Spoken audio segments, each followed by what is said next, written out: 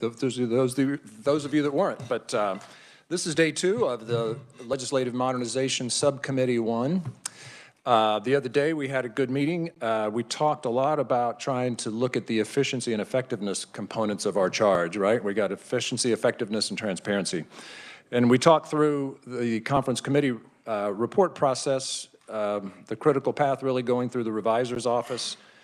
And so we heard about the work that they do, the tools that they have, and the extent that House rules can sometimes allow them to be overwhelmed with volume because of the process that we follow here in Kansas. We also heard that the KLIS Phase 1 is to be implemented by the end of the year. That's been scoped. The development's underway. User acceptance testing will be starting, I believe, May is what we heard. And that's going to hopefully bring improvement in the tool set that's used by the revisor's office, but the confidence and the degree we don't yet know until folks actually get their hands on those tools and are able to see what the outcome changes are. So I think we got ideas for some rules that just by their very nature present opportunities to possibly gain some efficiency and effectiveness, but it might be a case where we wait and see kind of the way things shake out before we implement that. But we definitely in our report will give the full committee those options. So today I think we're going to shift gears and look more at the transparency angle of things. Specifically, it's come up in committee, and I know all of us have experienced it, but as bills start to get combined with other bills, as they go into conference committee, it gets more difficult to track them on the website. So from our discussions the other day, it seems that the CCRB is the document that at the end, is that what you handed out? Yes, so she handed one out here. So we heard that on this particular document that it does, and I'm looking at the example she gave us, I had printed off some stuff on SB 8, which was a big bill that went through last year. First of all, I noticed that the conference committee report for that bill, that talking again about what we talked about last week and the work the revisor did, the conference committee report was 127 pages for SB 8. And the CCRB for it, I believe, was, let's see, about 20 pages? Yeah, 20 pages. But it does list the bills that were combined. So, so legislative research will be here, and she's got an example that's been distributed, so we have something to look at there.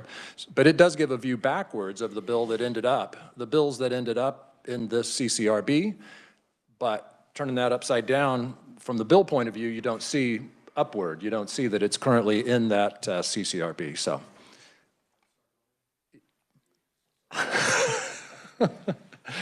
Anyway, so,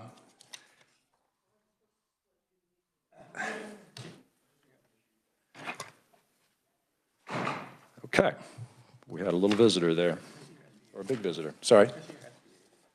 Yeah.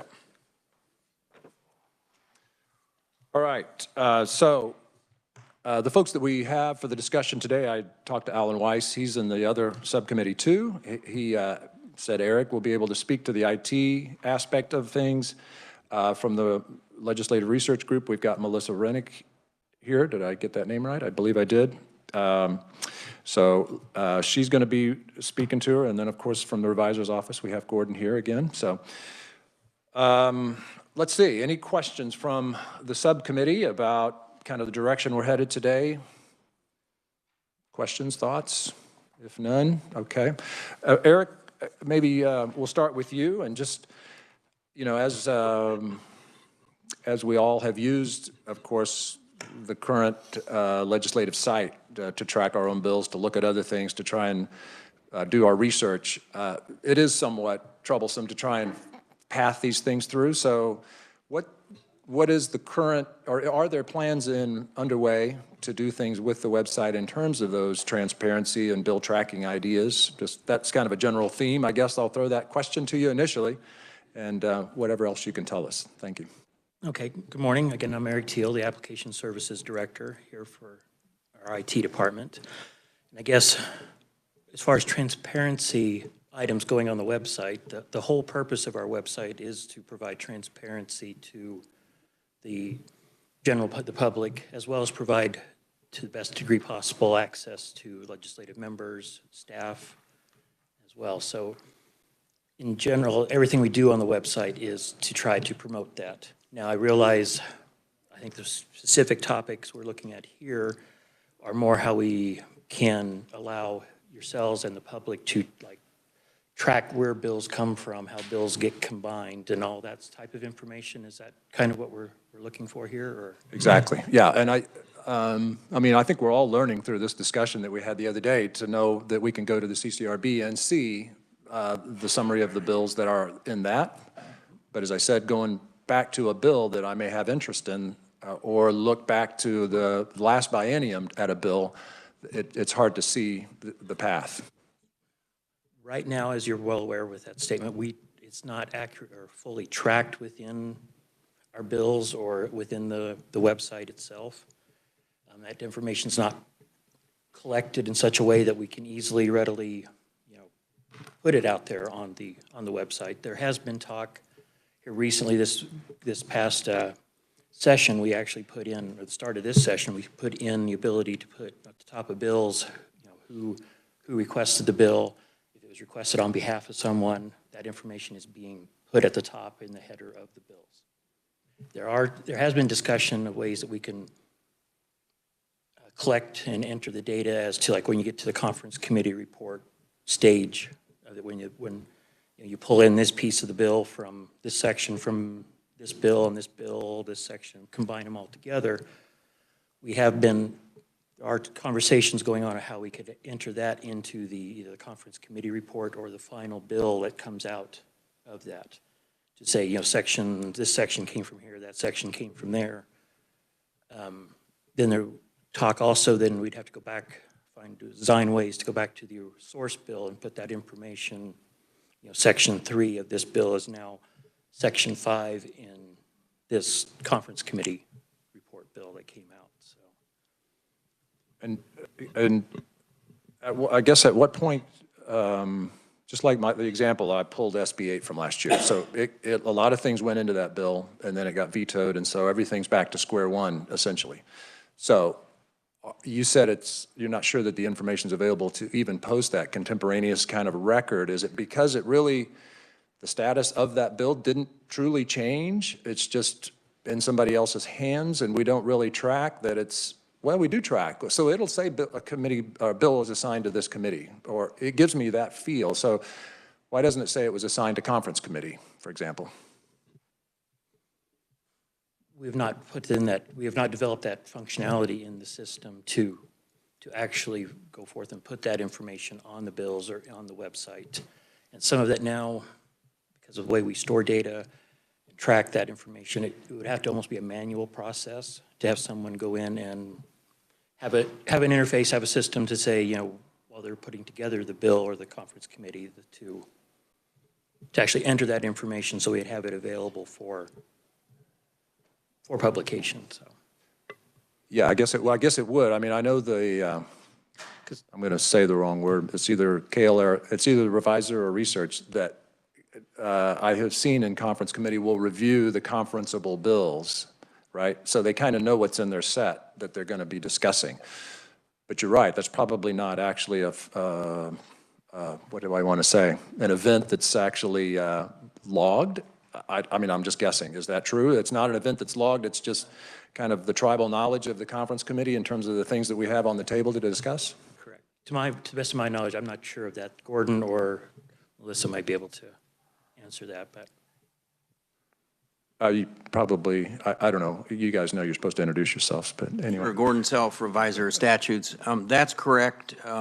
During conference committee, someone from the revisor's office or research, and sometimes cooperatively together, will go over those kinds of things. But keep in mind that the joint rules talk about, when they talk about what is conferenceable, they talk about the subject matter has to have passed in a bill through one house. And so subject matter obviously can be defined differently by each conference committee. So some conference committees may be very specific and exact, and in that committee you might hear about specific bills that have passed, and the contents of those bills, and that'll be it. On the other hand, other conference committees may take a little bit broader view of the terms subject matter. So it really, because the rule is written in that way, the conference committee can make that decision as to what's conferenceable, and then ultimately each house makes that decision when they consider the conference committee report. But is it a matter of record, though? I mean, when a conference committee begins their work, that it's established what bills are in their purview? Is that a matter of record? I think the simple answer is yes, but that may not be true for every single conference committee, because some conference committees don't necessarily list or, have a specific list. The ones I've been in, often they really do. They have a list, but at the same time, as they get into the negotiations, it may vary. One of the keys too in conference committee is, there isn't a committee secretary in there taking notes and then minutes are made, and so it is reliant on documents that are generated either by Melissa's office or my office that are distributed to the conference committee members.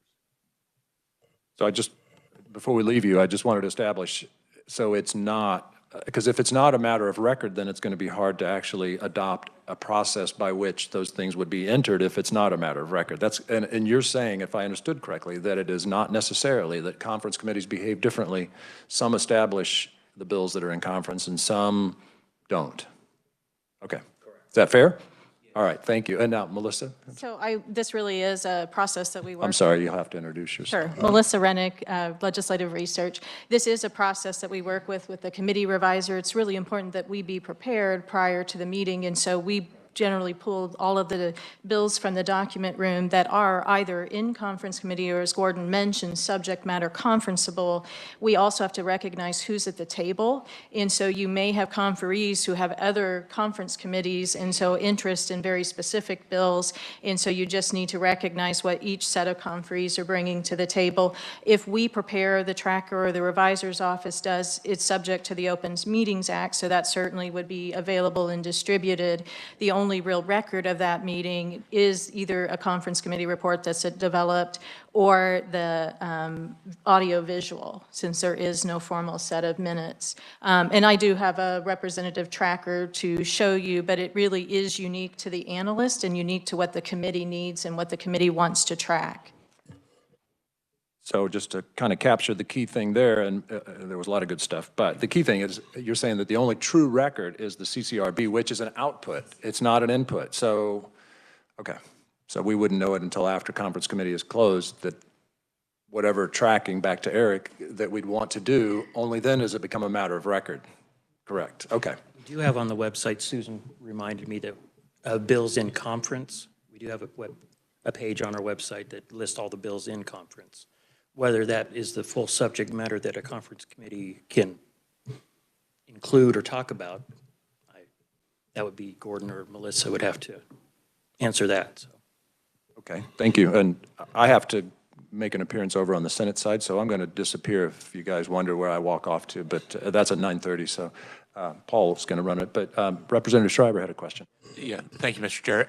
And this might be for, well, whoever, Gordon or Melissa or Eric. But, so there's no House or Senate rules or regulations on conference committees that they have to identify the subject matter and the bills in conference. And I know some do and some maybe slide a little bit, but I didn't know if there's any fast rule that says conference committees, you have to do this. Gordon Self again. Under the Constitution, each chamber can make their own rules, and you do. You have House rules and you have Senate rules. And those rules aren't binding on the other body, except the Constitution says you can do joint rules in certain circumstances. And so for conference committees, the House and Senate have adopted joint rules that lay out the conference committee process. As to your specific question, there are general rules or general language about the rule of what can be included in a conference committee report. And it talks about the subject matter has to have passed, and there's some limits on the number of bills that can be put in, except for exceptions like tax. So with regard to identifying the bills that are, you remember, as you know, there's one bill in conference. Look, let's just focus on one bill on conference, and then what can you add to that bill? There is nothing that identifies the bills that could be added. There's nothing that requires a specific identification. Okay, did that answer your question? Yeah, it seems like, I mean, to me, maybe a little bit more specificity might be needed in the joint rules, but that's just my personal impression right now as we go through this. And that's why I was trying to establish, when are things routine, or what do you call it? A documentable enough process that you could actually say, okay, well then at this point, why don't we do these kinds of things? And it sounds like if it's not a consistent process, it's hard to make a consistent, we'll do this. Representative Stogsdill. Yeah, I don't know whether this is germane to the discussion right now, but it seems like this is such a complicated process. I was at a dinner party in December, and I met the former majority leader in the New Hampshire legislature, and he had moved to Kansas City recently, and he said, I don't understand how you guys get anything done in Kansas. And they had a rule in New Hampshire that every bill that passes out of committee automatically gets a hearing on the floor. And every bill is judged on its own merits. And he said, how you guys bundle 18 bills sometime and that sort of thing? How in the world does that ever work? So I was just wondering if maybe Gordon had any thoughts about that. Would that simplify the process? I mean, I know it drives my constituents crazy, and the example I used was 2 years ago when I introduced a bill to take sales tax off of over-the-counter medications in tax committee. Passed through the committee unanimously, and there was never given a hearing on the floor. And that just does not seem right to my constituents. And again, if something passes out like that unanimously, it ought to get a hearing on the floor. And so that would be something I'd just like to throw out there to see if there was any possibility of going to something similar to that. Similar, I've heard in talking, I think it was Kenny, and I can't think of his last name, that it was that way here. I mean, I don't know if the rules changed, but I would think that that's something, it's either up to the speaker or it's in the rules. And Gordon, do you know if it's either one of those? But in terms of the number of bills, we did talk about that Monday, that, yeah, that Gordon would say at times bills have become more complex in terms of what gets combined, but. Yeah. Yeah, obviously there's in the rules, there's specificity in the rules, and then there's obviously some discretion. One of the things that the House rules talk about is to what you rely on, and it talks about obviously the Constitution and statutes, but also the House rules themselves and the joint rules. But it also talks about custom and precedent. So some of these, as the legislature changes, you know, and leadership changes, sometimes custom and precedent is followed, sometimes it's changed, and, you know, depending upon the body itself. And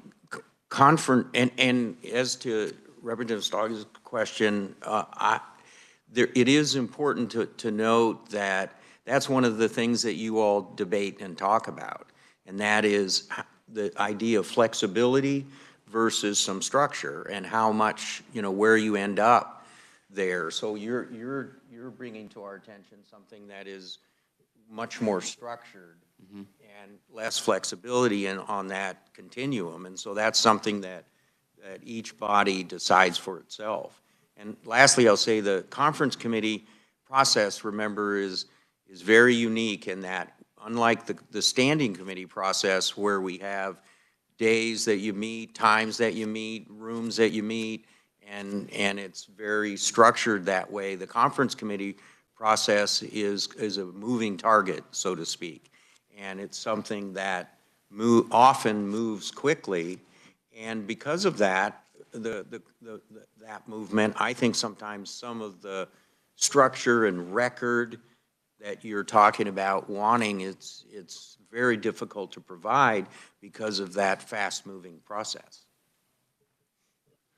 Thank you. Are we good enough on anything? For now. For now. This is only a 2-day committee, or subcommittee, so it's kind of like a wedding. Speak now or forever hold your peace, right?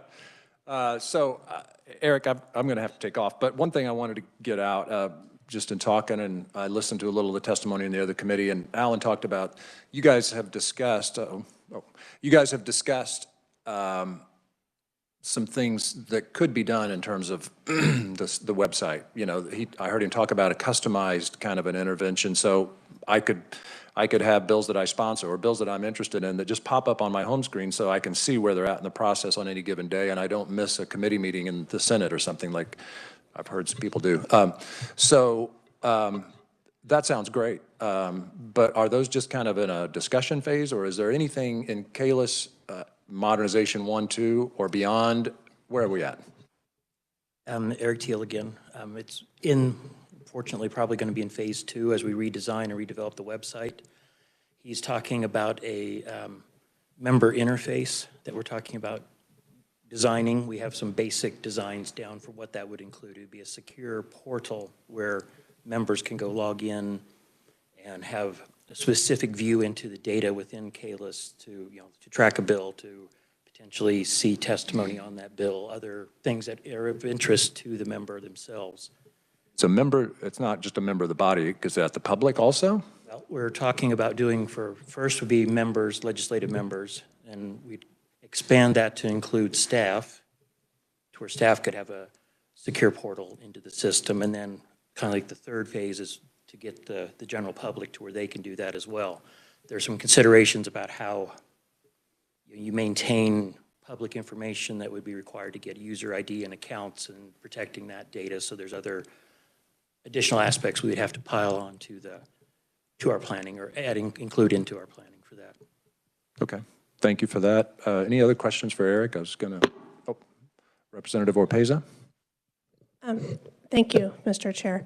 I have a question in regards to getting it to the public in what you call like a portal. Doesn't healthcare already do that in general with health records and looking into health records? So what's the concern? It's more of us having the technology and the security in place to keep all that information secure ourselves on our own systems internally that we're using. If that makes sense. I have a follow-up question. Is that okay? I have a follow-up question. Okay, thank you. Okay, so in saying that, health information is very important. So what I see from a healthcare perspective is that it's a view only.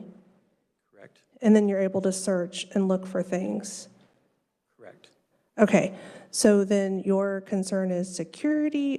So explain to me a little bit more. More of a secure, like you yourself or people from somebody from the public could go create their own unique view to our system, and we would have to track then save their information that they feel like the bills that they want to track would be specific to that user, not just so that next time they'd come back to our portal, log in, they would be able to see the 4 bills that they were interested in, when the hearings were, potentially who their representatives are, and all of that. So we'd have to have a way to track that.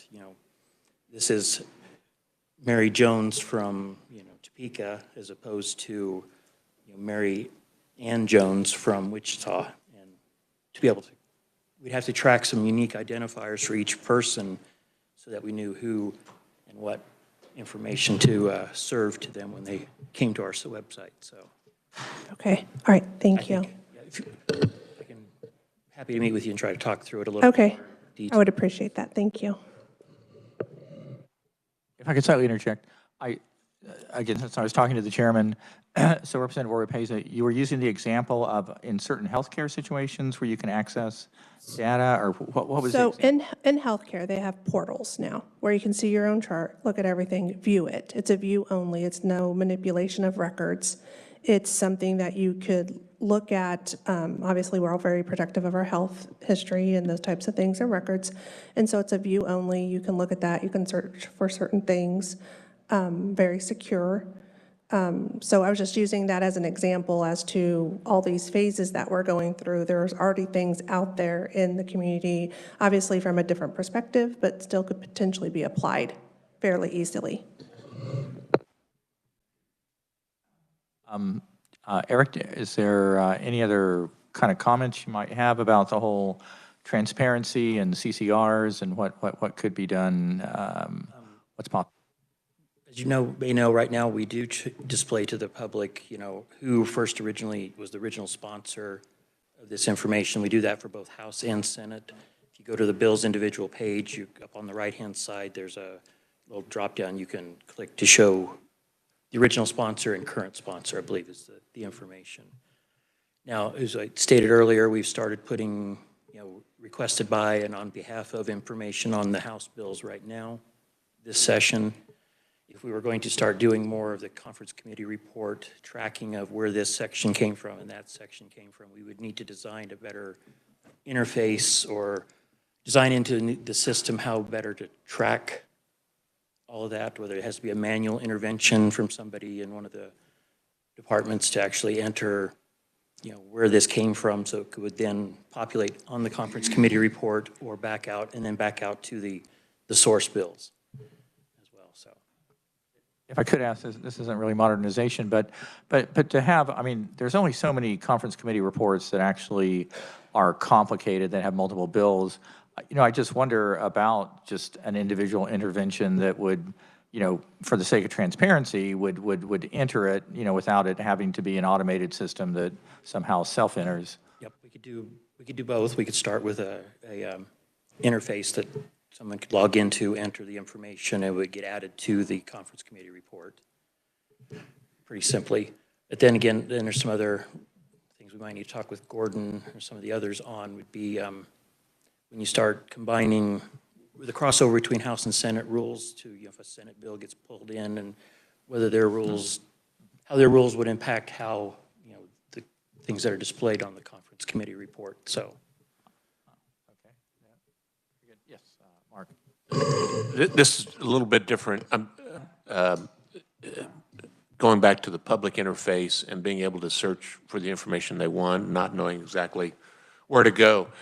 So, I know this is the hot topic right now, but is any kind of AI type search engine compatible with what you'll be doing? And I don't know if, that's the limit of my knowledge about IT. So I don't know if that's way off base, but I was just thinking that if they just typed in what Representative Stogsdill done today, or introduced bills or whatever. I would imagine that if you went out to one of the AI, like on Bing or one of the other search engines, and typed that question in, they are already searching our public-facing website. We already can see traffic where all these places scan and scrape everything off of our website. And yeah, that's why we avoid putting anything that makes it out to the internet, to our website, is public information, so we don't have to be as worried about who gets it and such. So.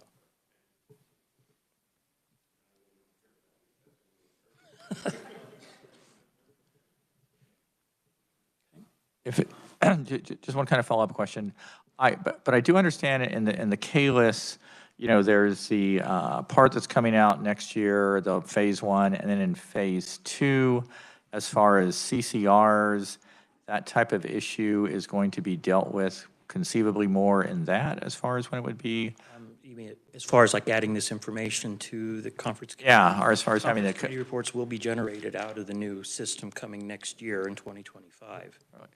Okay. It's whether we'd have to go make sure we're tracking all this information we're talking about, or provide a way to manually update that. So I could go back and gather more detailed information on how that all will work for anyone in the committee who has questions on that. Okay, that might be helpful. Again, if nothing else for Eric, I will thank you very much for testifying. If we could switch to Melissa Rennick from Legislative Research.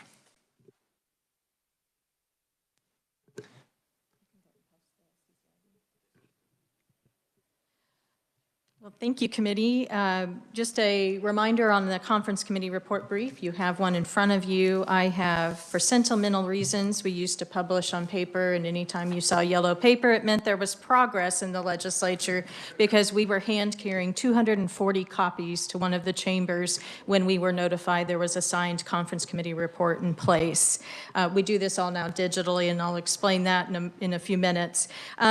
We really do take this conference process very seriously. We advise our staff to review Joint Rule 3 prior to conference committee meetings to assist in preparation with our revisers, teammates, to make sure that we're prepared for the conference committee process, because the one thing, as you all know, is it's a very quick process, and when a conference committee report is ready to go, you're ready to act, and we need to have our support document available.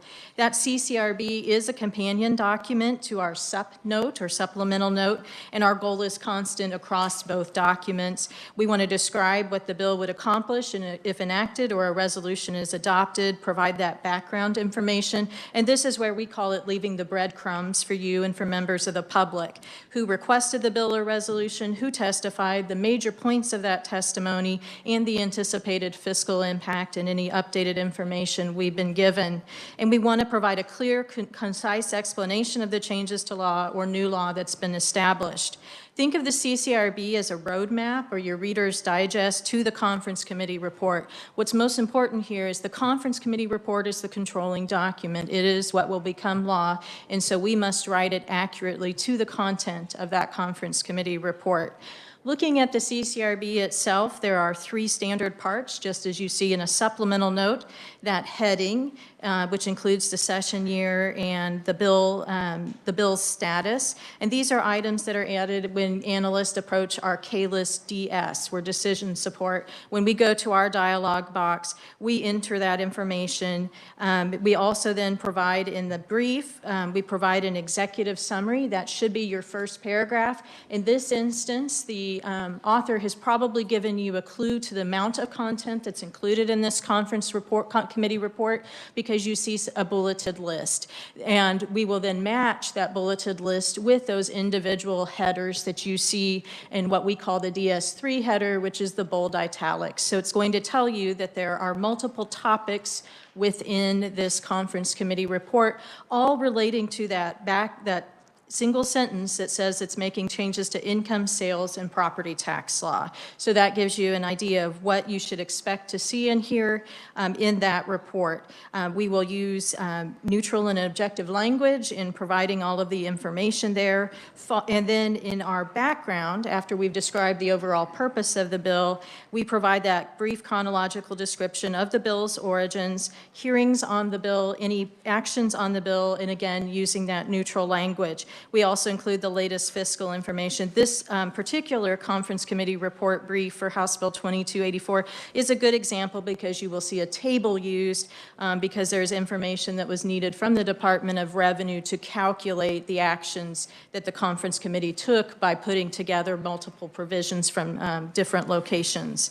And so that's really important there. We also provide both our SUP notes and CCRBs. You'll see at the bottom of the document are keywords. It's in a fairly small font, but this is really important because they then are selected by our individual analysts at the time that the CCRB is created in KLIS, and they identify the bill's subjects. It would identify any named acts that are being amended or established, relevant terms, and if named, state agencies or officials.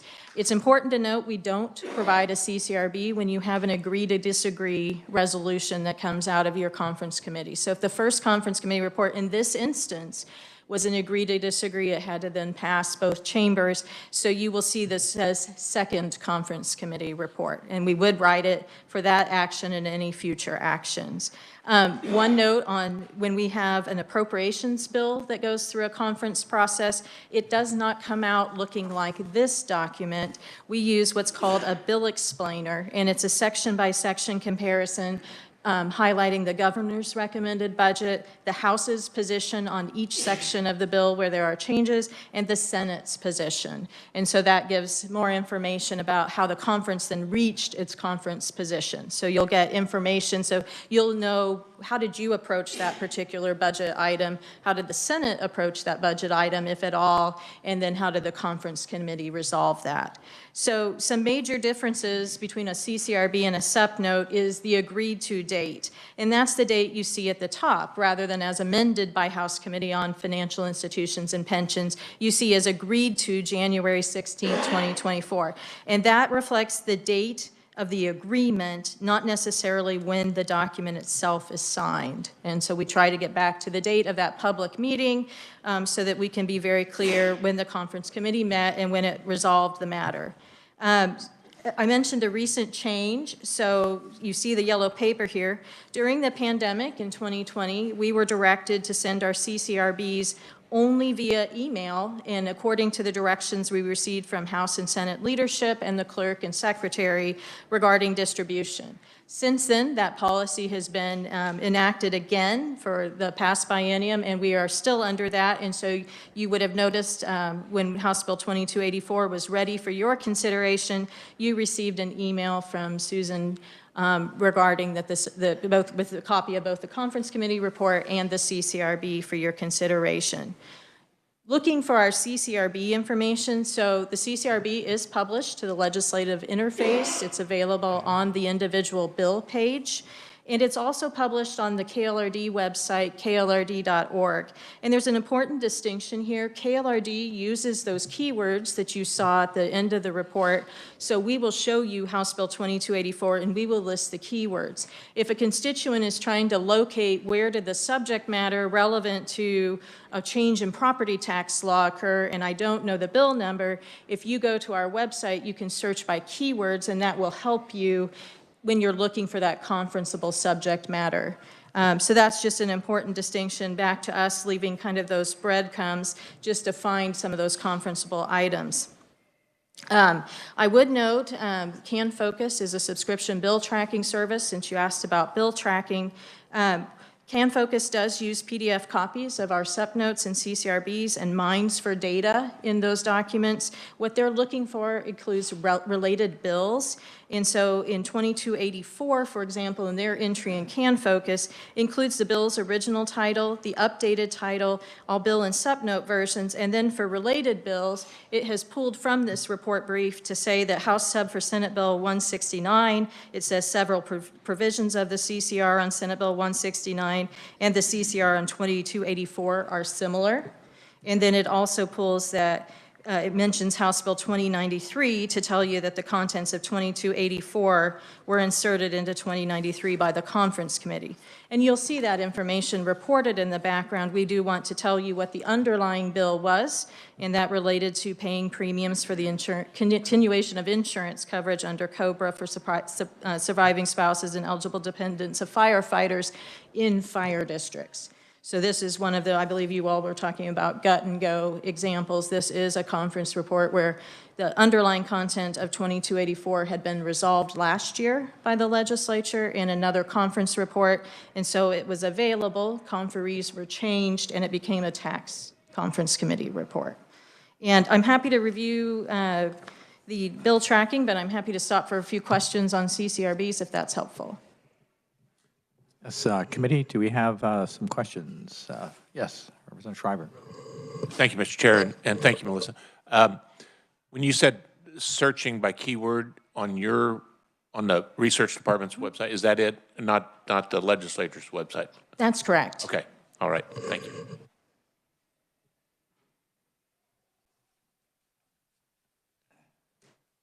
Just getting a brief Kleenex.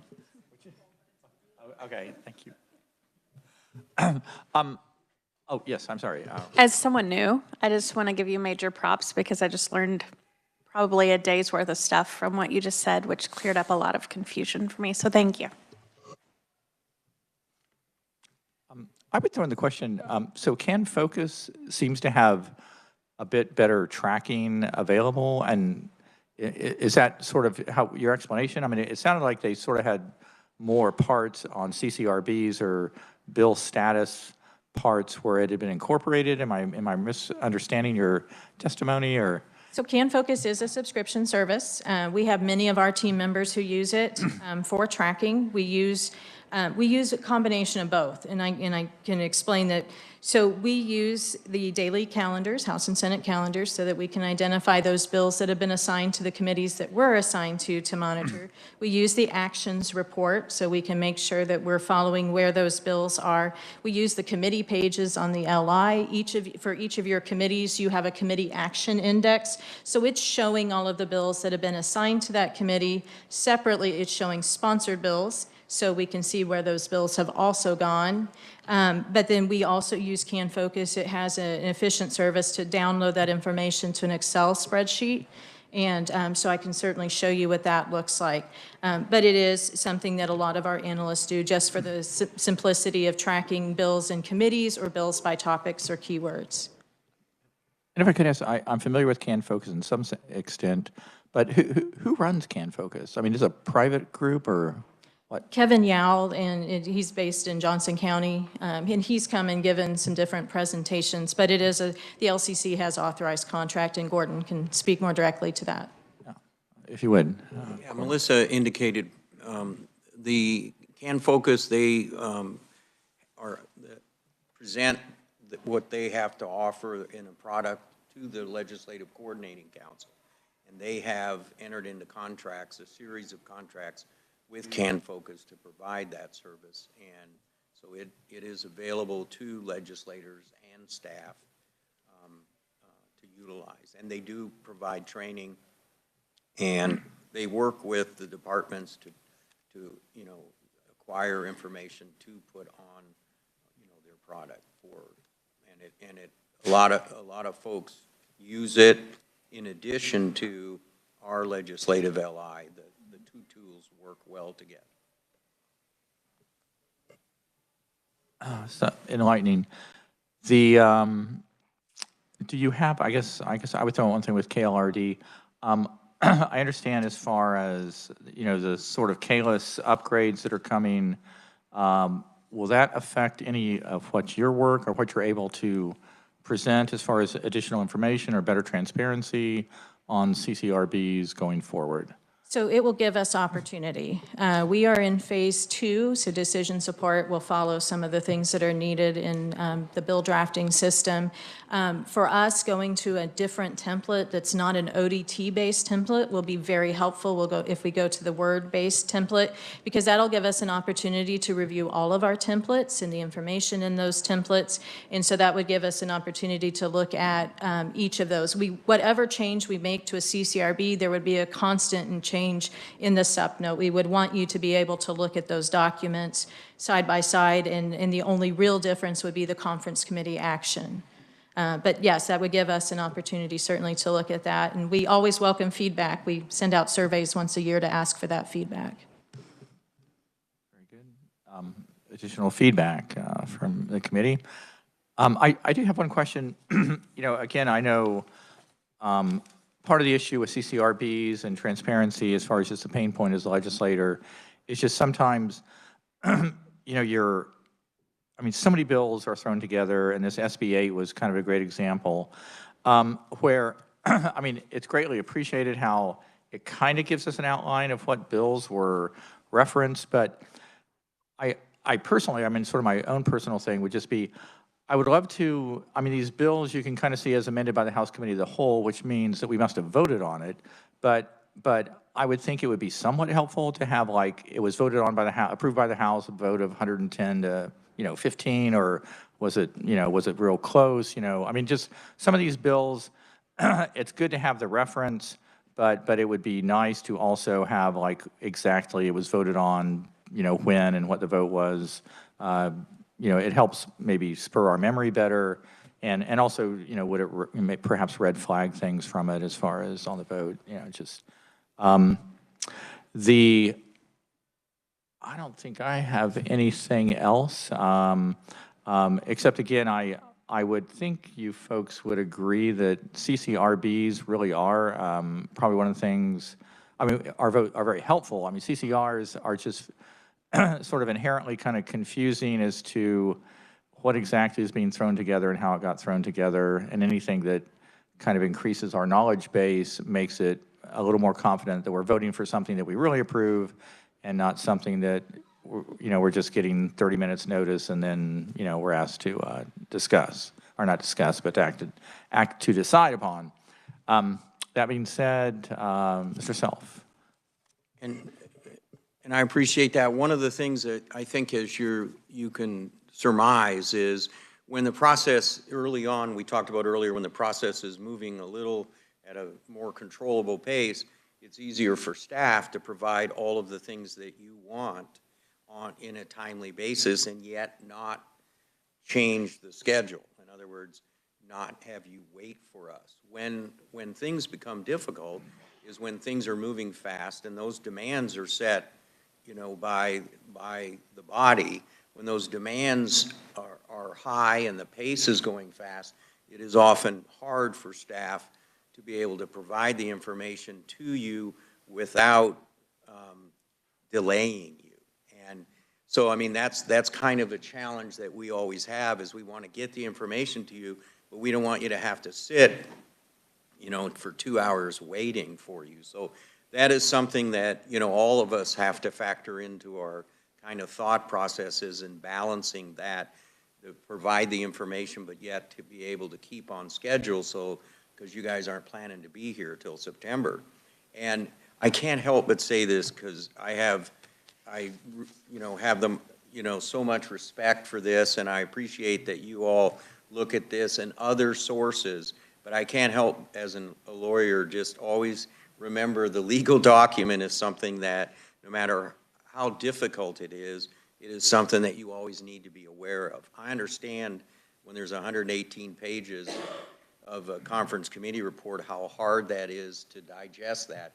This, helps dramatically, or, what your fellow, colleagues say, but it's always important to be aware of that legal document, because that is what's going to effectuate, your policy. And so the point I'm trying to make is, it kind of gets back to what I said the other day, and that is it takes thinking time, it takes review time by the staff to do that, but it's also true for you. You sometimes have to, you're going to need time to demand, because there are certain things that you're going to have to read, no matter how fast the pace is going.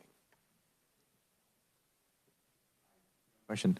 What is, I know with CCRs, it's also somewhat controversial, or it's amongst whatever the backbenchers, it's controversial as far as how quickly we're only given like an hour. What is the rule? It's like we have an hour between when we're notified and when we can vote on it. How quick is that turnaround? 30 minutes, Gordon, and it's related only to the CCR. There's often a misunderstanding that the CCRB is part of that timing. That it is the matter of when that conference committee report is received and published by the chamber. And so Susan's team would get that posted. Susan's left. Susan's team would get that posted, and then you would receive the email with the CCR and the CCRB. And you often go into caucus and take a series of them to review. Is there anything as far as House rules that would somehow make it, I mean, the question of more information, greater delays, I mean, is there anything from your folks' standpoint that you would change that 30 minutes to something else? Or has it always been 30 minutes, or is that recent? Yeah.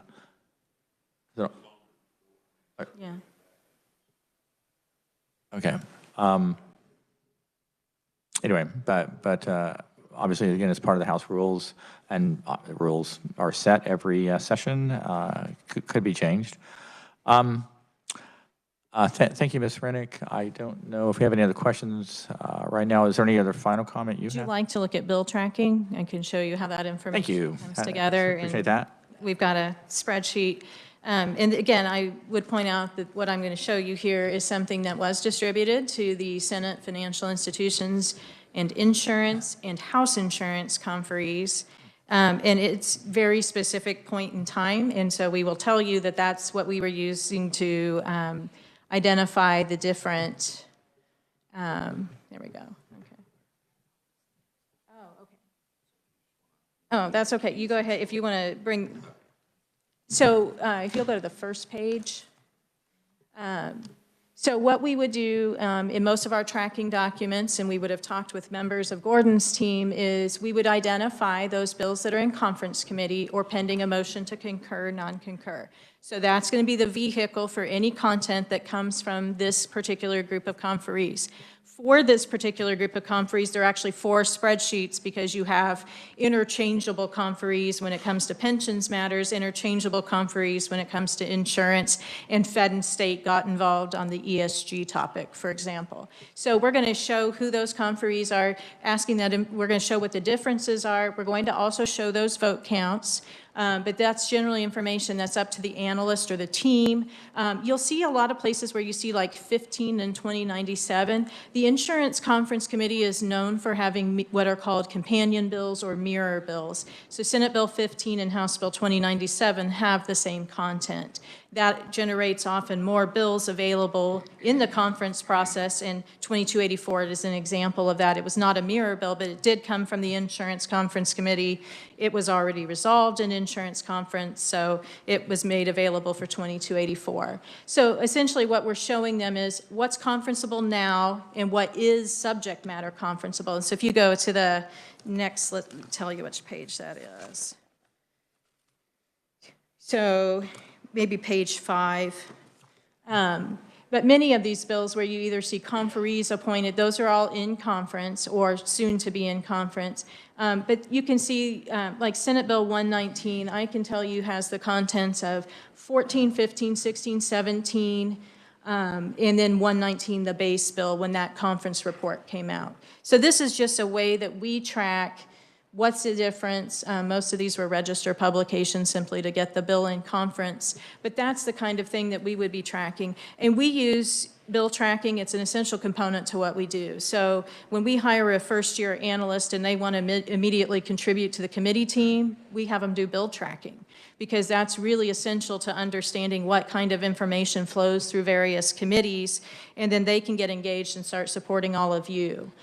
So that's just a way that we use it, but we use a variety of resources I mentioned before. We're going to be using the daily House and Senate calendars, the action reports, the committee pages on the LI, your committee action index to make sure that we understand and we've correctly captured bills that have passed out of your committee and are conferenceable, so they've passed across the floor. So it's just a simple way that what we would do, and I know this analyst team we mostly track in CanFocus, then we would just simply export that file to Excel so that we could organize the information. This is a public document. It was provided in a meeting in the first conference committee.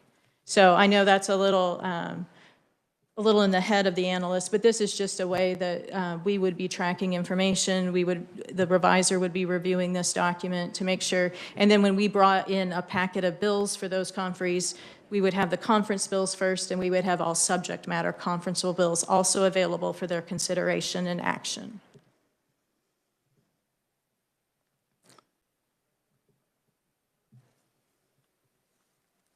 Committee, any questions regarding what we've just seen here? I know my immediate question is so, I mean, that's very handy information. I mean, going into conference committee week or whatever, to have a summary like that, but you're saying it's already accessible, it's just people don't access it, or? So it's not captured anywhere because there are no formal minutes, but through Open Meetings Act requirements, any member of the public, any legislator, anyone attending the conference committee would be able to receive either a paper copy or an electronic copy. I see. But as far as sending it to all House members or all Senate members, I mean, you can do that, correct? Or we could, or if that was a request of leadership, we don't want to inundate you with documents, so we would just need your feedback on what would be most helpful. Okay. Any discussion on that? Yeah, Representative Schreiber. Melissa, I'm not sure if you would know, but so why don't the conference committees have minutes taken? I'm going to leave that to Gordon or Tom, but we just don't have committee assistants who are staffing during that time or providing formal minutes during that time. And those meetings can occur at any time, as you know, and that would be more difficult to accommodate in the room. Okay, thank you.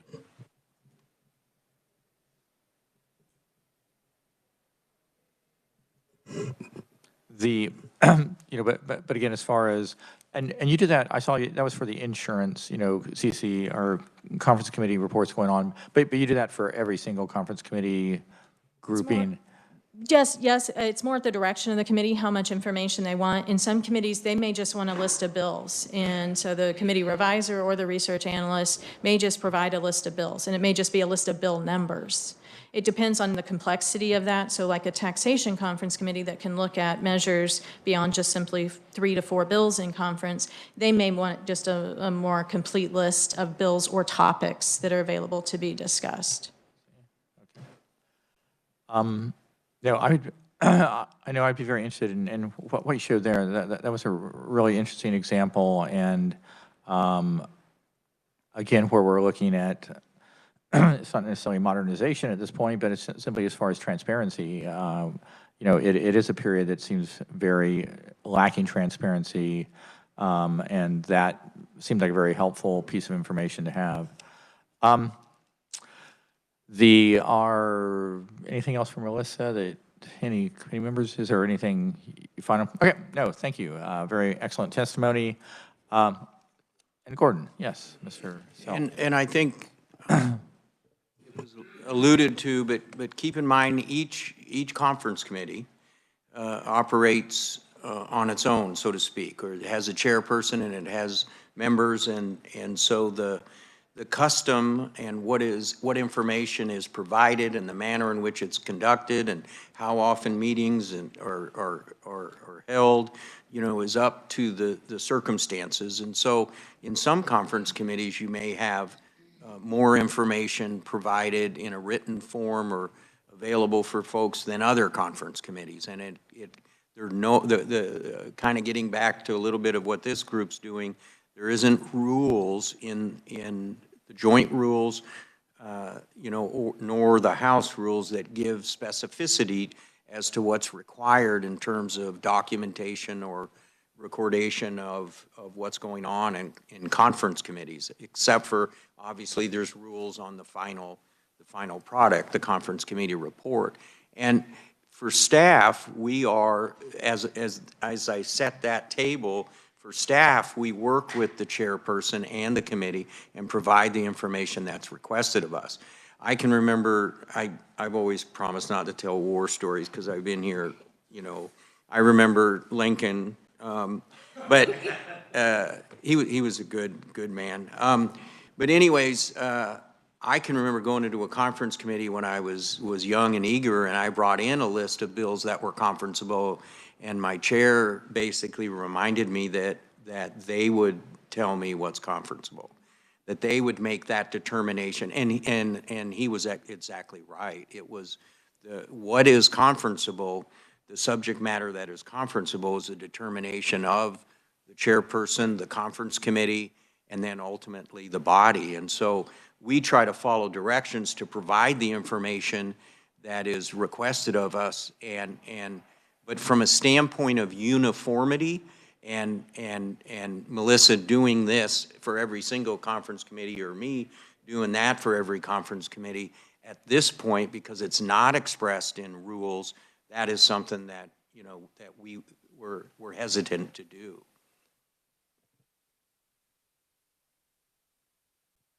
If I can throw it to you, Gordon, just again, and I take this might be kind of just my ignorance of the rules, but so it's not specific language. When they have bills in conference committee, they don't necessarily have to pull language from other bills. They can just, from that just general topic, creating language. I mean, the whole topic becomes conferenceable. It's not just the contents of any particular bill that's before them.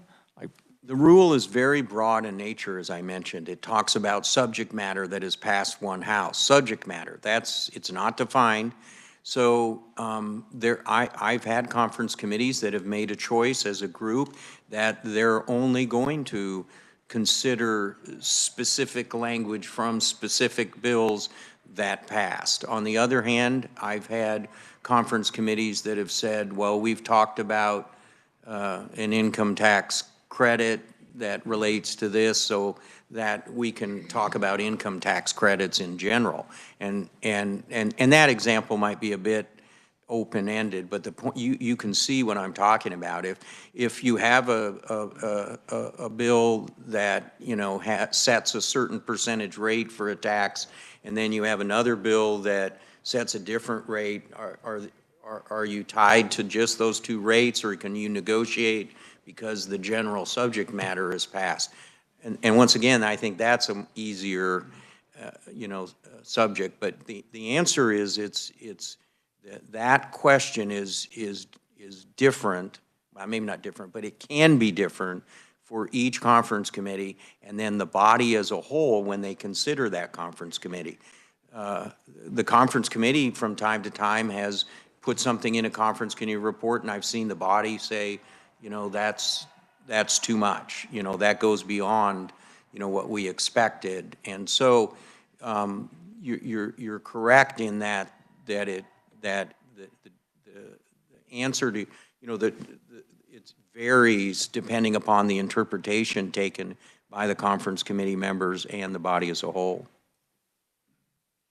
And I think this gets back to what I said about the continuum between flexibility to accomplish policy, you know, in a 90-day session versus how much structure do you want in that process. Very good. With that, I don't have any more comments of my own. Mr. Turner, Representative Turner. Okay.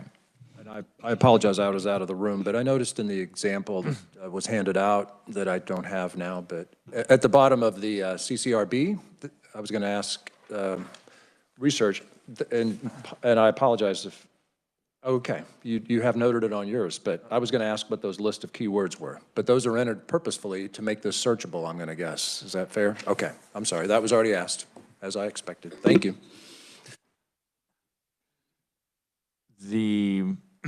Just for committee's knowledge, I presume we are back in the regular committee format next week on Monday. I do hope to, and I'm basically as vice chairman going to type up some notes for us from these meetings so we have some sort of official record. We'll make sure to email that to everybody. But with that, Representative Schreiber. Yeah, Mr. Chairman, I just wanted to make this general statement after all the discussion, which has been excellent, and I appreciate all the presenters. They've really done a great job. But I really think that there's a need to provide, and I know Gordon has talked about a spectrum on between specificity and some discretion, but I think we need some more specificity in the rules, either whether they're joint or House rules, because and Gordon's been here longer than I have, but we've been around a long time, and we are always running around late at night, early mornings, at the end of the session, chasing these conference committees, and it's getting to the point, you know, some of us were here when Bob Bethel was here and then drove home after a late night, early morning session and unfortunately died. We've got to get a little bit more diligent about our processes so that we don't run into these kind of situations when we're having to pass, you know, extensions to the midnight rule or things like that. Whether it's a limit on the number of bills that people can put in conference or introduce or whatever, but I think we need to look kind of globally on what we can do to make that process a little bit more humane through the session. So that's my ending comment. Thank you.